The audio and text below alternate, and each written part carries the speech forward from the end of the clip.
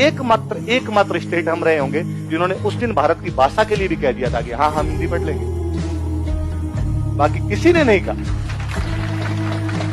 भारत के तमाम राज्य, पंजाब करा था हमें पंजाबी पढ़नी है, गुजरात करा हमें गुजराती पढ़नी है, महाराष्ट्र करा हमें मराठी पढ़नी है, साउथ करा हमें अपनी पढ़नी है, नॉर्थ ईस्ट करा हमें अपनी पढ़नी है, बंगाल करा बंगाली पढ़नी है, उड़ीसा करा उड़िया पढ़नी है। ये दुर्भाग्य हमारे पक्ष में आया कि हम भारत की हिंदी स्टेट घोषित कर दिए। नई शिक्षा नीति आई और नई शिक्षा नीति के अंदर कहा गया कि भारत के तमाम बच्चे 5वीं तक अपनी मातृभाषा के अंदर पढ़ेंगे। मुझे बड़ा रोना आ रहा था कि उसमें मातृभाषा के नाम पर हमारी मातृभाषा हिंदी लिखी हुई है, हमारी नहीं है। हमने नेहरू जी की बात मानी थी, हमने इस देश की एकता, अखंडता, सुरक्षा के लिए अपनी जीभ कटवाई थी। हम हिंदी राज्य नहीं है, हमारी एक लैंग्वेज थी, हमारी एक मदर टंग थी, पर हमने भारत के लिए उस दिन हमारी मदर टंग खोई। किसी ने जीभ भी कटाई है भारत के लिए तो हम है।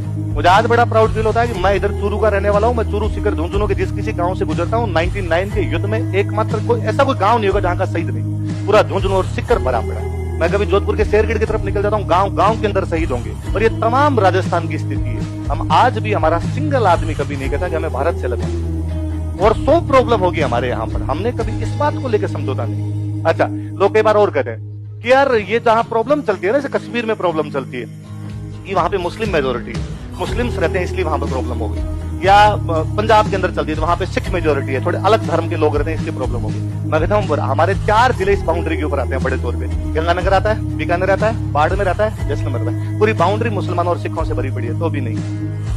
पूरी बाउंड्री पर हमारे मुस्लिम और सिख है, पर हमारे वालों तो ये भी नहीं कहा। इसका मतलब तुम्हारे लॉजिक भेद भौंतरे हैं, तुम्हारे लॉजिक बहुत ही अजीब से है। तुम उन लॉजिक को देना भी नहीं चाहते कि तुम्हारी समस्या क्या है, नहीं तो तुम समस्याओं की जड़ों में जाना चाहते। यदि वो समस्या जो तुम गिनाते हो वो फिर हमारे राजस्थान में भी, पर हमारा कोई भी आदमी इस प्रकार की बातें नहीं कर रहा है। तो आज के बाद